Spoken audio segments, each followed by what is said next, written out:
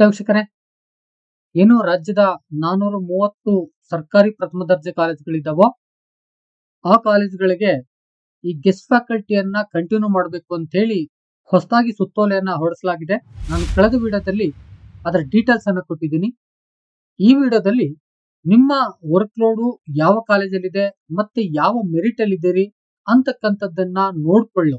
ನಿಮ್ಗೆಲ್ಲ ಗೊತ್ತಿದೆ, ನೀವು ಯಾವ ಕಾಲೇಜಲ್ಲಿ 24-25ರಲ್ಲಿ ವರ್ಕ್ ಮಾಡಿದ್ರಿ ಆ ಕಾಲೇಜಲ್ಲೇ ಇದೆ ಅಂತ. ಆದ್ರೂ ಒಮ್ಮೆ ನೀವು ನೋಡ್ಕೊಳ್ಳೋದು ಉತ್ತಮ. ಜೊತೆಗೆ ಮೆರಿಟ್ ಅನ್ನು ಕೂಡ ನೀವು ನೋಡ್ಕೋಬಹುದು. ಯಾವ ಒಂದು ಪಟ್ಟಿಯಲ್ಲಿ ಎಷ್ಟನೆಯವರು ನೀವು ಆಗಿದ್ದೀರಿ ಅಂತಕ್ಕಂಥದ್ದನ್ನು ಕೂಡ ಕ್ಲಾರಿಟಿ ಮಾಡ್ಕೋಬಹುದು. ಆ ಹಿನ್ನೆಲೆಯಲ್ಲಿ ಈ ವಿಡಿಯೋ ನಿಮ್ಗೆ ಹೆಲ್ಪ್ ಆಗುತ್ತೆ. ನಾನು ಡೀಟೇಲ್ಸ್ ಅನ್ನ ನಿಮ್ಗೆ ಏನು ಈ ಮೆರಿಟ್ ಲಿಸ್ಟ್ ಅಲ್ಲಿ ನಿಮ್ಮ ರೆಕಾರ್ಡ್ ಇದೆಯೋ ಆ ಮೂಲಕನೇ ನಾನು ಹೇಳಕ್ ಹೋಗ್ತಾ ಇದ್ದೀನಿ. ಇದರಲ್ಲಿ ಒಂದಷ್ಟು ಇಂಪಾರ್ಟೆಂಟ್ ಪಾಯಿಂಟ್ ಗಳು ಇದೆ, ಅದನ್ನು ಕೂಡ ನಾನು ಮೆನ್ಷನ್ ಮಾಡ್ತೀನಿ. ವಿಡಿಯೋನ ಕೊನೆವರೆಗೆ ನೋಡಿ. ನೀವೇನಾದ್ರು ಫಸ್ಟ್ ಟೈಮ್ ಬಂದು ನನ್ನ ಚಾನಲ್ಗೆ ಸಬ್ಸ್ಕ್ರೈಬ್ ಆಗದೆ ವಿಡಿಯೋ ನೋಡ್ತಾ ಇದ್ರೆ ದಯವಿಟ್ಟು ಸಬ್ಸ್ಕ್ರೈಬ್ ಮಾಡ್ಕೊಳ್ಳಿ. ಹಾಗೂ ನಾನು ಮಾಡ್ತಕ್ಕಂಥ ಈ ರೀತಿಯ ಇನ್ಫಾರ್ಮೇಟಿವ್ ವಿಡಿಯೋಗಳಿಗಾಗಿ ತಪ್ಪದೆ ಬೆಲ್ ಬಟನ್ ನ ಕ್ಲಿಕ್ ಮಾಡಿ ಆಲ್ ಅಂತ ಸೆಲೆಕ್ಟ್ ಮಾಡ್ಕೊಳ್ಳಿ. ಬನ್ನಿ ವಿಡಿಯೋದಲ್ಲಿ ಮುಂದುವರಿಯೋಣ. ವೀಕ್ಷಕರೇ, ಈ ರೀತಿಯ ಒಂದು ಲಿಸ್ಟ್ ನ DCE ಬಿಡುಗಡೆ ಮಾಡಿದೆ. List of guest faculty who have work during 2024-25 till 2nd August 2024 ಅಂತ. ಇದರಲ್ಲಿ ಕೆಲವು ಇಂಪಾರ್ಟೆಂಟ್ ಇನ್ಸ್ಟ್ರಕ್ಷನ್ಸ್ ಇದೆ, ಇದನ್ನ ಓದ್ಕೋಬೇಕು. ಎಷ್ಟೋ ಜನ ಓದಲ್ಲ, ಇದನ್ನ ಡೈರೆಕ್ಟ್ ಆಗಿ ಅವ್ರ ನೇಮ್ ನೋಡ್ಬಿಡ್ತಾರೆ. ಆದ್ರೆ ಇನ್ಸ್ಟ್ರಕ್ಷನ್ಸ್ ನ ಮೊದಲು ಓದ್ಕೊಳ್ಳಿ ಏನೇನಿದೆ ಅಂತ. ಆ ನಂತರದಲ್ಲಿ ನೀವು ನಿಮ್ಮ ನೇಮ್ ಅನ್ನ ನೋಡೋದಕ್ಕೆ ಯಾವ ಕಾಲೇಜ್ ಇದೆ ಅಂತ ಹೋಗಿ. ಮೊದಲನೇ instruction, the enclosure list is based on data available in EMIS ಅಲ್ಲಿ ಪ್ರಿನ್ಸಿಪಾಲ್ರು ಏನು ಅಪ್ಲೋಡ್ ಮಾಡಿರ್ತಾರೋ ಅದರ ಮೂಲಕ ಈ ಡೇಟಾವನ್ನು ಕೊಡ್ತಾ ಇದೀವಿ ಅಂತ ಹೇಳ್ತಾರೆ. ಎರಡನೇದಾಗಿ, it includes guest faculty who serve during the academic year 2024-25 up to 2nd August 2025 and have since be relieved ಎಂಬುದಾಗಿ ಹೇಳ್ತಾರೆ. ಅಂದ್ರೆ ಯಾರು 24-25ರಲ್ಲಿ ಕೆಲಸ ಮಾಡಿದಾರೋ ಜೊತೆಗೆ 2nd August ಅಲ್ಲಿ ರಿಲೀವ್ ಆಗಿದಾರೋ ಆ ಒಂದು ಅತಿಥಿ ಉಪನ್ಯಾಸಕರ ಲಿಸ್ಟ್ ಅನ್ನ ನಾವಿಲ್ಲಿ ಕೊಡ್ತಾ ಇದೀವಿ ಎಂಬುದಾಗಿ ಹೇಳ್ತಾರೆ.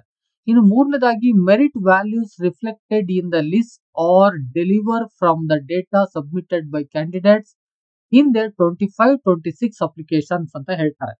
ಮತ್ತೆ ಇಲ್ಲಿನ ಡೇಟಾವನ್ನ ನಾವು ಯಾವ ರೀತಿ ಕೊಡ್ತಾ ಇದೀವಿ, ಅವರ ಪರ್ಸೆಂಟೇಜ್ ಎಲ್ಲ ಯಾವ ತರ ಕನ್ಸಿಡರ್ ಮಾಡ್ತಾ ಇದೀವಿ ಅಂತ ಹೇಳಿದ್ರೆ, ಏನು ಆ ಒಂದು ಅಭ್ಯರ್ಥಿಗಳು ಅಂದ್ರೆ ಗೆಸ್ಟ್ ಫ್ಯಾಕಲ್ಟಿಗಳು 25-26ನಲ್ಲಿ ಅಪ್ಲಿಕೇಶನ್ ಫಿಲ್ ಮಾಡಿದ್ರೋ ಆರ್ ಅಪ್ಡೇಟ್ ಮಾಡಿದ್ರೋ ಅದರ ಡೇಟಾದ ಮೂಲಕ ನಾವು ಈ ಡೇಟಾವನ್ನ ರಿಫ್ಲೆಕ್ಟ್ ಮಾಡಿ ಕೊಡ್ತಾ ಇದೀವಿ ಎಂಬುದಾಗಿ ಹೇಳ್ತಾರೆ. ನಾಲ್ಕನೇದಾಗಿ, principles must verify using college records that the listed individuals var engaged as guest faculty during 24-25 ಎಂಬುದಾಗಿ ಹೇಳ್ತಾರೆ. ಇನ್ನು ಪ್ರಿನ್ಸಿಪಲ್ಸ್ಗೆ ಗೈಡ್ ಮಾಡಿದ್ದಾರೆ. ಪ್ರಿನ್ಸಿಪಲ್ಸ್ ವೆರಿಫೈ ಮಾಡಬೇಕು ಅವರು ಏನು ನಿಮ್ಮ ಕಾಲೇಜಲ್ಲಿ ಕೆಲಸ ಮಾಡಿದಾರೋ ನಂತರದಲ್ಲಿ ಅವರು ರಿಪೋರ್ಟ್ ಆಗ್ಲಿಕ್ಕೆ ಬಂದಂತ ಸಂದರ್ಭದಲ್ಲಿ 24-25ರಲ್ಲಿ ಅವ್ರು ಇಲ್ಲಿ ಕೆಲಸ ಮಾಡಿದಾರ ಅಂತಕ್ಕಂಥದ್ದನ್ನು ಕೂಡ ನೀಟಾಗಿ ವೆರಿಫೈ ಮಾಡಬೇಕು ಎಂಬುದಾಗಿ ಕೂಡ ಹೇಳ್ತಾ ಇದ್ದಾರೆ. ಜೊತೆಗೆ ಪ್ರತಿಯೊಬ್ಬರ ರೆಕಾರ್ಡ್ ಅನ್ನು ಕೂಡ ಚೆಕ್ ಮಾಡಬೇಕು ಎಂಬುದಾಗಿ ಹೇಳ್ತಾ ಇದ್ದಾರೆ. ಇನ್ನು ಐದನೇದಾಗಿ ಹೇಳ್ತಾರೆ, principals are also required to validate the authenticity and accuracy of the document submitted by the guest faculty ಅಂತ ಹೇಳ್ತಾರೆ. ಪ್ರಿನ್ಸಿಪಲ್ಸ್ಗೆ ಮತ್ತೊಂದು ಜವಾಬ್ದಾರಿಯನ್ನು ಕೊಟ್ಟಿದ್ದಾರೆ. ಅವರ ಏನು ಡಾಕ್ಯುಮೆಂಟ್ಸ್ ಇದೆಯೋ ಒರಿಜಿನಲ್ ತರ್ತಾರೋ ಜೊತೆಗೆ ಜೆರಾಕ್ಸ್ ಕಾಪಿ ತಂದಿರ್ತಾರೋ ಅವನ್ನೆಲ್ಲವನ್ನ ನೀಟಾಗಿ ಚೆಕ್ ಮಾಡಬೇಕು. ಅಥೆಂಟಿಸಿಟಿಯನ್ನು ಚೆಕ್ ಮಾಡಬೇಕು, ಅಕ್ಯುರೇಸಿಯನ್ನ ಚೆಕ್ ಮಾಡಬೇಕು, ಎಲ್ಲ ಡಾಕ್ಯುಮೆಂಟ್ ಪಕ್ಕಾ ಇದೆಯಾ ನೋಡ್ಕೋಬೇಕು ಎಂಬುದಾಗಿ ಕೂಡ ಇಲ್ಲಿ ಗೈಡ್ ಮಾಡ್ತಾ ಇದ್ದಾರೆ. ಯಾಕಪ್ಪ ಅಂತ ಹೇಳಿದ್ರೆ ಇತ್ತೀಚೆಗೆ ಹಲವಾರು ಮಾಹಿತಿಗಳು ಓಡಾಡ್ತಾ ಇದಾವೆ. ಫೇಕ್ PhD ಮತ್ತೆ ಬೇರೆ ಬೇರೆ ತರದಲ್ಲಿ MPhil ಗಳನ್ನ ತೆಗೆದುಕೊಂಡಿದ್ದಾರೆ ಅಂತಕ್ಕಂತ ಒಂದು ವಿಚಾರಗಳು ಓಡಾಡ್ತಿರೋದ್ರಿಂದ ಆ ಡಾಕ್ಯುಮೆಂಟ್ ಗಳ ಅಕ್ಯುರೇಸಿಯನ್ನ ಅಥೆಂಟಿಸಿಟಿಯನ್ನ ಚೆನ್ನಾಗಿ ನೋಡ್ಬೇಕು ಎಂಬುದಾಗಿ ಪ್ರಿನ್ಸಿಪಲ್ಸ್ಗೆ ಗೈಡ್ ಮಾಡ್ತಾ ಇದ್ದಾರೆ. ಇನ್ನು ಆರನೇದಾಗಿ ಬೋಲ್ಡ್ ಮಾಡಿದ್ದಾರೆ, college shall use the new application ID 25-26 for onboarding and assigning workload to guest faculty through EMIS ಎಂಬುದಾಗಿ ಹೇಳ್ತಾರೆ. ಏನು ಈಗ ಅಪ್ಲಿಕೇಶನ್ ಐಡಿಗಳು ಗೆಸ್ಟ್ ಫ್ಯಾಕಲ್ಟಿಗೆ ಇದೆಯೋ 24-25ರಲ್ಲಿ 25-26ಕ್ಕೆ ಕಾಲೇಜು ಒಂದು ಹೊಸ ಒಂದು ಅಪ್ಲಿಕೇಶನ್ ಐಡಿಯನ್ನ ನೀವು ಯೂಸ್ ಮಾಡಿ EMIS ನಲ್ಲಿ ಅದನ್ನ ಅಪ್ಲೋಡ್ ಮಾಡಿ ಎಂಬುದಾಗಿ ಹೇಳ್ತಾ ಇದ್ದಾರೆ. ಯಾಕೆಂದ್ರೆ ಈಗ 25-26ಕ್ಕೆ ಏನು ರಿಪೋರ್ಟ್ ಆಗ್ತಾರೋ ಅಂತ ಅವರಿಗೆ ವರ್ಕ್ ಲೋಡ್ ಅಸೈನ್ ಮಾಡ್ಬೇಕಾಗುತ್ತೆ. ಆ ವರ್ಕ್ ಲೋಡ್ ಅಸೈನ್ ಮಾಡೋದಕ್ಕೆ ನೀವು EMIS ನಲ್ಲಿ ಒಂದು ಹೊಸ ಅಪ್ಲಿಕೇಶನ್ ಐಡಿಯನ್ನ ಎಂಟರ್ ಮಾಡ್ಕೊಳ್ಳಿ ಎಂಬುದಾಗಿ ಹೇಳ್ತಾ ಇದ್ದಾರೆ. ಅಂದ್ರೆ 25-26ಕ್ಕೆ ಈ ಗೆಸ್ಟ್ ಫ್ಯಾಕಲ್ಟಿಗೆ ಒಂದು ಐಡಿನೇ ಸಪರೇಟ್ ಅನ್ನ ಮಾಡಿ EMIS ನಲ್ಲಿ ಅಪ್ಲೋಡ್ ಮಾಡಿ ಎಂಬುದಾಗಿ ಹೇಳ್ತಾ ಇದ್ದಾರೆ ಅಂತಕ್ಕಂಥದ್ದು. ಇನ್ನು 7ನೇದಾಗಿ the deadline for guest faculty to report for duty at their respective colleges is 4/10/2005 by 5:30 PM ಎಂಬುದಾಗಿ ಹೇಳ್ತಾರೆ. 4/10/2025 ಒಳಗಡೆ ಎಲ್ಲಾ ಗೆಸ್ಟ್ ಫ್ಯಾಕಲ್ಟಿಗಳು ಏನ್ ಕಂಟಿನ್ಯೂ ಆಗ್ತಾ ಇದ್ದಾರೋ ಅವರೆಲ್ಲರೂ ಕೂಡ ರಿಪೋರ್ಟ್ ಆಗಬೇಕು ಅದೇ ಕಾಲೇಜ್ಗಳಲ್ಲಿ ಎಂಬುದಾಗಿ ಹೇಳಿದ್ದಾರೆ. 5:30 PM 5:30 PM ಟೈಮು ಲಾಸ್ಟ್ ಎಂಬುದಾಗಿ ಕೂಡ ಹೇಳಿದ್ದಾರೆ. ಅಷ್ಟರ ಒಳಗಡೆ ಎಲ್ಲಾ ಗೆಸ್ಟ್ ಫ್ಯಾಕಲ್ಟಿಗಳು ಕೂಡ ಹೋಗಿ ರಿಪೋರ್ಟ್ ಆಗ್ಬೇಕಾಗುತ್ತೆ. ಅವ್ರಿಗಿರ್ತಕ್ಕಂಥ ಸಮಯ 3 ಮತ್ತು 4ನೇ ತಾರೀಕು 2 ದಿನ ಮಾತ್ರ. ಆ 2 ದಿನದಲ್ಲಿ ಅವರು ಕಂಪ್ಲೀಟ್ ರಿಪೋರ್ಟ್ ಆಗ್ಬೇಕಾಗತ್ತೆ ಅಂತಕ್ಕಂಥದ್ದು. ಮತ್ತೊಂದು 8ನೇ ಪಾಯಿಂಟ್ ಅನ್ನ ಕೊಡ್ತಾರೆ. The deadline for college to upload the details of guest faculty who have reported to duty is also 4/10/2025 5:30 PM ಎಂಬುದಾಗಿ ಹೇಳ್ತಾರೆ.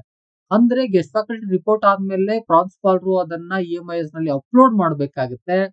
ಆ ಅಪ್ಲೋಡ್ ಮಾಡೋದಕ್ಕೂ ಕೂಡ ಲಾಸ್ಟ್ ಡೇಟ್ ಯಾವಾಗ ಅಂತ ಹೇಳಿದ್ರೆ 4/10 ಸೇಮ್ ಡೇನೆ ಆ ಒಂದು ಡೀಟೇಲ್ಸ್ ಅನ್ನ ಪ್ರಾನ್ಸಿಪಾಲ್ರು EMIS ನಲ್ಲಿ ಅಪ್ಲೋಡ್ ಮಾಡಿರ್ಬೇಕಾಗತ್ತೆ ಎಂಬುದಾಗಿ ಹೇಳ್ತಾರೆ. ಇನ್ನು 9ನೇ ಪಾಯಿಂಟ್ ನೋಡೋದಾದ್ರೆ guest faculty who fails to report on time shall be treated as absent and will not be considered for continuations in the academic year 2025-26 ಎಂಬುದಾಗಿ ಹೇಳ್ತಿದ್ದಾರೆ. ಪ್ರತಿಪಕ್ಷಕರೇ ಯಾರು 24-25ರಲ್ಲಿ ವರ್ಕ್ ಮಾಡಿದ್ರು ಅವ್ರಿಗೆ 2 ದಿನ ರಿಪೋರ್ಟ್ ಆಗ್ಲಿಕ್ಕೆ ಟೈಮ್ ಇದೆ. ನೀವೇನಾದ್ರೂ ಆ 2 ದಿನದ ಒಳಗಡೆ ನೀವು ರಿಪೋರ್ಟ್ ಆಗ್ಲಿಲ್ಲ ಅಂದ್ರೆ ನಿಮ್ಮನ್ನ ಆಬ್ಸೆಂಟ್ ಅಂತ ಕನ್ಸಿಡರ್ ಮಾಡ್ತಾರೆ. ಜೊತೆಗೆ ಮುಂದೆ ನಿಮ್ಮ ಕಂಟಿನ್ಯೂಟಿಗೆ ಕನ್ಸಿಡರ್ ಮಾಡೋದಿಲ್ಲ. ಯಾಕೆ ಇಷ್ಟು ಅರ್ಜೆಂಟ್ ಆಗಿ ಎಲ್ಲವನ್ನ ಮುಗಿಸ್ಬೇಕು ಅಂತ ಹೇಳ್ತಾ ಇದೆ ಅಂತ ಹೇಳಿದ್ರೆ ಆಲ್ರೆಡಿ ಆ ಟೈಮ್ ಆಗಿ ಹೋಗಿದೆ. ತುಂಬಾ ಪಾಠ ಪ್ರವಚನಗಳು ನಡಿಬೇಕಾಗಿತ್ತು, ನಡೆದಿಲ್ಲ. ಜೊತೆಗೆ ಈ ಕಂಟಿನ್ಯೂಷನ್ಸ್ ಏನು ಫ್ಯಾಕಲ್ಟೀಸ್ ಇದ್ದಾರೋ ಗೆಸ್ಟ್ ಫ್ಯಾಕಲ್ಟೀಸ್ ಅವರ ಒಂದು ಡೇಟಾ ಫಿಲ್ ಆದ್ಮೇಲೆ ಅವರು ಜಾಯ್ನ್ ಆದ್ಮೇಲೆ ಉಳಿಕೆ ಅತಿಥಿ ಉಪನ್ಯಾಸಕರಿಗೆ ಮತ್ತೆ ಕೌನ್ಸಿಲಿಂಗ್ ನ ಮಾಡ್ಬೇಕಾಗುತ್ತೆ. ಆದಿಸಿಂದಾಗಿ 4ನೇ ತಾರೀಕಿನ ಲಾಸ್ಟ್ ಡೇಟ್ ಅನ್ನು ಕೊಟ್ಟಿದ್ದಾರೆ. ಆ ಡೇಟ್ ಒಳಗಡೆ ಅವ್ರ ರಿಪೋರ್ಟ್ ಆಗ್ಲಿಲ್ಲ ಅಂತ ಹೇಳಿದ್ರೆ ಅವ್ರನ್ನ ಮುಂದೆ ಕನ್ಸಿಡರ್ ಮಾಡೋದಿಲ್ಲ ಕಂಟಿನ್ಯೂಷನ್ಸ್ಗೆ. ಒಂದು ವೇಳೆ ಈ ಸಿಚುವೇಶನ್ಸ್ಗೆ ಯಾರಾದ್ರೂ ಬಂದ್ರೆ ಅವರು ಗೆಸ್ಟ್ ಫ್ಯಾಕಲ್ಟಿ ಆಗಿ ಮುಂದೆ ಬರ್ಲಿಕ್ಕೆ ಸಾಧ್ಯವಿಲ್ಲ 2025-26ಕ್ಕೆ. ಯಾಕಂತ ಹೇಳಿದ್ರೆ ಈಗ ಏನು ಕೌನ್ಸಿಲಿಂಗ್ ನಡೆಯುತ್ತೋ ಈ ಕಂಟಿನ್ಯೂಷನ್ಸ್ ಮುಗಿದ ಮೇಲೆ ಅವರು ಆಲ್ರೆಡಿ ಅಪ್ಲೈ ಮಾಡಿರೋರು, ಆ ದಿಸೆಯಿಂದಾಗಿ ಅವ್ರಿಗೆ ಕೌನ್ಸಿಲಿಂಗ್ ನಡೆಯುತ್ತೆ. ಈಗ ಈ ರೀತಿ ಏನಾದ್ರೂ ಮಿಸ್ ಆದ್ರೆ ಮತ್ತೆ ಅವರು ಕೌನ್ಸಿಲಿಂಗ್ ಬರಬೇಕು, ಆದ್ರೆ ಕೌನ್ಸಿಲಿಂಗ್ ಬರೋಕ್ ಆಗುದಿಲ್ಲ. ಯಾಕಂತ ಹೇಳಿದ್ರೆ ಕಂಟಿನ್ಯೂಷನ್ ಲಿಸ್ಟ್ ಅಲ್ಲಿ ಇರ್ತಾರೆ ನೇಮು, ಕೌನ್ಸಿಲಿಂಗ್ ಲಿಸ್ಟ್ ಅಲ್ಲಿ ಅವ್ರ ನೇಮ್ ಇರೋದಿಲ್ಲ. ಕೌನ್ಸಿಲಿಂಗ್ ಲಿಸ್ಟ್ ಅಲ್ಲಿ ಅವ್ರ ನೇಮ್ ಇಲ್ಲ ಅಂತ ಹೇಳಿದ್ರೆ ಕೌನ್ಸಿಲಿಂಗ್ ಬರೋಕ್ ಆಗುದಿಲ್ಲ. ಅವರು ಮತ್ತೆ ಅಪ್ಲಿಕೇಶನ್ ಕಾಲ್ ಮಾಡೋವರೆಗೆ ವೇಟ್ ಮಾಡ್ಬೇಕಾಗುತ್ತೆ. ಆ ದಿಸೆಯಿಂದ ಪ್ರೀತಿವೀಕ್ಷಕರೇ ಯಾರ್ಯಾರೆಲ್ಲ ಕಂಟಿನ್ಯೂಷನ್ಸ್ ಇದ್ದೀರಿ ಅವ್ರಿಗೆ 2 ದಿನ ಟೈಮು, ಮಿಸ್ ಆದ್ರೆ ಮತ್ತೆ ನಿಮ್ಮನ್ನ ಕನ್ಸಿಡರ್ ಮಾಡೋದಿಲ್ಲ. ನೆಕ್ಸ್ಟ್ 10ನೇದು principals are instructed to upload details for guest faculty who have reported for duty without delay. These entries will form the basis for generating the merit list for counseling scheduled to commence on 6th October 2025. Any delay in uploading the details will be responsibility for respective principal ಎಂಬುದಾಗಿ ಹೇಳ್ತಾರೆ. ಜೊತೆಗೆ ಹೇಳ್ಬಿಡ್ತಾರೆ ಈಗ ಏನು ಈ ಕಂಟಿನ್ಯೂಷನ್ಸ್ ಮುಗಿದ ಮೇಲೆ counselling ನ ನಡೆಸಬೇಕಾಗುತ್ತೆ. ಅದನ್ನ ನಾವು 6th October 2025ಕ್ಕೆ ಮಾಡೋಣ ಅಂತ ಅನ್ಕೊಂಡಿದೀವಿ. ಆ ಶೆಡ್ಯೂಲ್ ನ ಮಾಡಬೇಕು. ಆ ದಿಸೆಯಿಂದಾಗಿ ನೀವು ಕಂಟಿನ್ಯೂಷನ್ಸ್ ಯಾರ್ಯಾರಿದಾರೋ ಆ ಲಿಸ್ಟ್ ನ ನೀವು ಅಪ್ಲೋಡ್ ಮಾಡ್ಬಿಟ್ರೆ ಉಳಿಕೆ ಇನ್ನೆಷ್ಟು ಬೇಕು ವರ್ಕ್ ಲೋಡು ಅಂತದಕ್ಕೆ ಕೌನ್ಸಿಲಿಂಗ್ ನ ನಾವು ಮಾಡ್ತೀವಿ. ಇದು ಬೇಗ ಪ್ರೊಸೆಸ್ ಆಗ್ಬೇಕು. ನೀವೇನಾದ್ರೂ ಅಪ್ಲೋಡ್ ಮಾಡೋದ್ರಲ್ಲಿ ಡಿಲೇ ಮಾಡಿದ್ರೆ ಆ ಪ್ರಿನ್ಸಿಪಾಲ್ರೇ ರೆಸ್ಪಾನ್ಸಿಬಿಲಿಟಿ ಆಗಿರ್ತಾರೆ ಅಂತಕ್ಕಂಥ ಮಾಹಿತಿನೂ ಕೂಡ ಇದ್ರೊಳಗಡೆ ಕೊಟ್ಬಿಡ್ತಾರೆ. ಒಟ್ಟಾರೆ ಇನ್ಸ್ಟ್ರಕ್ಷನ್ಸ್ ಅಲ್ಲಿ ಡೀಟೇಲ್ಸ್ ಕೊಟ್ಟಿದ್ದಾರೆ. ಇದ್ರಲ್ಲಿ ನಮಗೆ ಗೊತ್ತಾಗ್ತಾ ಇದೆ 6th October ಇಂದ ಕೌನ್ಸಿಲಿಂಗ್ ಬರ್ತಕ್ಕಂಥವ್ರು ಕೂಡ ರೆಡಿ ಆಗ್ಬೇಕಾಗತ್ತೆ ಅನ್ನುವ ಒಂದು ಮಾಹಿತಿ. ಇದಾದ್ಮೇಲೆ ನಿಮ್ಮ ಮೆರಿಟ್ ಲಿಸ್ಟ್ ಅನ್ನ ನೀವು ನೋಡ್ಕೋಬೇಕಾಗುತ್ತೆ, ನಿಮ್ಮ ಕಾಲೇಜ್ ಅನ್ನ ನೋಡ್ಕೋಬೇಕಾಗುತ್ತೆ. ಕಂಟಿನ್ಯೂಷನ್ಸ್ ಇರ್ತಕ್ಕಂಥವ್ರು ಅವರು ಮೊದಲು ಕಾಲೇಜ್ ಐಡಿ ಇದೆ, ಕಾಲೇಜ್ ಐಡಿಯನ್ನ ನೋಡ್ಕೊಳ್ಳಿ, ಮತ್ತೆ ಕಾಲೇಜ್ ನೇಮ್ ನ ನೋಡ್ಕೊಳ್ಳಿ. ಓಲ್ಡ್ ಅಪ್ಲಿಕೇಶನ್ ಐಡಿ ಇದೆ ಅದನ್ನ ನೋಡ್ಕೊಳ್ಳಿ, ಮತ್ತೆ ನೇಮ್ ಇದೆ ನೋಡ್ಕೊಳ್ಳಿ, ಮತ್ತೆ ಸಬ್ಜೆಕ್ಟ್ ಇದೆ ನೋಡ್ಕೊಳ್ಳಿ, ಮತ್ತೆ ನ್ಯೂ ಅಪ್ಲಿಕೇಶನ್ ಐಡಿ 25-26ಗೆ ಜನರೇಟ್ ಆಗಿರುತ್ತೆ, ಅದನ್ನು ಕೂಡ ಇಲ್ಲಿ ಕೊಟ್ಟಿದ್ದಾರೆ. ನೆಕ್ಸ್ಟ್ ಅಪ್ಲಿಕೇಶನ್ ಗೆ ಮೆರಿಟ್ ಅನ್ನ ಹಾಕಿದ್ದಾರೆ, ಆ ಮೆರಿಟ್ ಅನ್ನು ಕೂಡ ನೀವು ನೋಡ್ಕೋಬಹುದು. ಇಲ್ಲಿ ಯಾರ್ಯಾರು ಕಂಟಿನ್ಯೂ ಆಗ್ತಾ ಇರ್ತಕ್ಕಂಥ ಅತಿಥಿ ಉಪನ್ಯಾಸಕರು ಇದೀರೋ ಅವರು ನಿಮ್ಮ ಒಂದು ಸಬ್ಜೆಕ್ಟ್ ಅಲ್ಲಿ ಎಷ್ಟು ಜನ ಇದ್ದಾರೆ, ನೀವು ಎಷ್ಟನೆಯವರು ಅಂತಕ್ಕಂಥದ್ದನ್ನು ಕೂಡ ನೀಟಾಗಿ ಚೆಕ್ ಮಾಡಬಹುದು. ಅದು ಮೆರಿಟ್ ಆಧಾರದ ಮೇಲೆ ಇದೆ. ಆ ದಿಸೆಯಿಂದಾಗಿ ನೀವು ಇಲ್ಲಿ ಹೋಗಿ ಚೆಕ್ ಮಾಡ್ಕೊಂಡ್ರೆ ನಿಮ್ಗೊಂದು ಕ್ಲಾರಿಟಿ ಸಿಗುತ್ತೆ. ನೀವು ವರ್ಕ್ ಮಾಡಿದಂತ ಕಾಲೇಜಲ್ಲಿ ನಿಮ್ಮ ಹೆಸರು ಇದೆಯಾ, ಯಾವ ಪರ್ಸೆಂಟೇಜ್ ಅಲ್ಲಿ ನಾನು ಇದ್ದೀನಿ, ಎಷ್ಟೇವನಾಗಿ ನಾನು ರಿಪೋರ್ಟ್ ಆಗ್ತಾ ಇದ್ದೀನಿ ಅಂತಕ್ಕಂಥ ಮಾಹಿತಿ ಇಲ್ಲಿದೆ ಅಂತಕ್ಕಂಥದ್ದು. ಮತ್ತೆ ಇಲ್ಲಿ ಕಾಲೇಜ್ ಐಡಿಯನ್ನ ಒಂದಿದ್ರೆ ಆ ಕಾಲೇಜ್ ಐಡಿಗೆ ಎಷ್ಟು ಸಬ್ಜೆಕ್ಟ್ಗಳಿದೆಯೋ ಎಷ್ಟು ಹೆಸರುಗಳಿದೆಯೋ ಅದಕ್ಕೆ 111 ಅಂತಾನೆ ಕೊಟ್ಟಿದ್ದಾರೆ.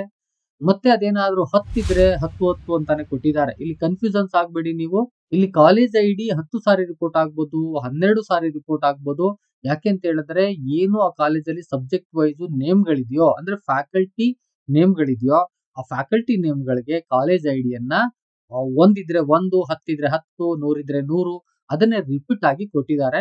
ಅಲ್ಲಿ ಕಾಲೇಜು ಮತ್ತೆ ಮತ್ತೆ ರಿಪೀಟ್ ಆಗೋದ್ರಿಂದ ನೀವು ಅದು ಕಾಲೇಜ್ ಇಷ್ಟಿದ್ದಾವ ಅಂತ ಅನ್ಕೋಬೇಡಿ. ಕಾಲೇಜ್ ಇರೋದು 430 ಕಾಲೇಜ್ ಐಡಿ ಪ್ರತಿಯೊಬ್ಬರಿಗೂ ಕೂಡ ಬರೋದ್ರಿಂದ ಇಲ್ಲಿ ಸುಮಾರು 900ಕ್ಕೂ ಹೆಚ್ಚು ಒಂದು ನಂಬರ್ಗಳು ಬರ್ತವೆ ಅಂತಕ್ಕಂಥದ್ದು. ಒಟ್ಟಾರೆಯಾಗಿ ಈ ಡೀಟೇಲ್ಸ್ ನ ನೀವು ನೋಡ್ಕೊಂಡ್ರೆ ನೀವು ಯಾವ ಕಾಲೇಜಲ್ಲಿ ಇದ್ದೀರಿ, ಯಾವ ಮೆರಿಟ್ ಅಲ್ಲಿ ಇದ್ದೀರಿ ಅಂತಕ್ಕಂಥದ್ದು ಪಕ್ಕಾ ಆಗುತ್ತೆ. ಅದನ್ನ ನೋಡ್ಕೊಂಡು ಹೋಗಿ ರಿಪೋರ್ಟ್ ಆಗಿ ಅಂತಕ್ಕಂಥದ್ದು. ಇದಿಷ್ಟು ಈ ವಿಡಿಯೋದ ಮಾಹಿತಿ. ಇಷ್ಟ ಆಗಿದ್ರೆ ಲೈಕ್ ಮಾಡಿ, ಜೊತೆಗೆ ಎಷ್ಟೋ ಮಂದಿಗೆ ಬೇಕಾಗುತ್ತೆ ಶೇರ್ ಮಾಡಿ. ಮತ್ತೇನಾದ್ರು ಕೇಳಬೇಕು ಅಂತ ಹೇಳಿದ್ರೆ ಕಾಮೆಂಟ್ ಬಾಕ್ಸ್ ಅಲ್ಲಿ ಹೋಗ್ಬಿಟ್ಟು ಕಾಮೆಂಟ್ ಮಾಡಿ. ಮತ್ತೊಂದು ಇನ್ಫಾರ್ಮೇಟಿವ್ ವಿಡಿಯೋ ಜೊತೆ ನಿಮ್ಮೊಟ್ಟಿಗೆ ಬರ್ತೀನಿ. ಅಲ್ಲಿವರೆಗೆ ಥ್ಯಾಂಕ್ ಯು ನಂಡಾಲ್. ವಿಡಿಯೋ ನೋಡಿದ ಪ್ರತಿಯೊಬ್ಬರಿಗೂ ಕೂಡ ಅನಂತ ಧನ್ಯವಾದಗಳು. ಮತ್ತೆ ಭೇಟಿ ಆಗ್ತಿರೋಣ.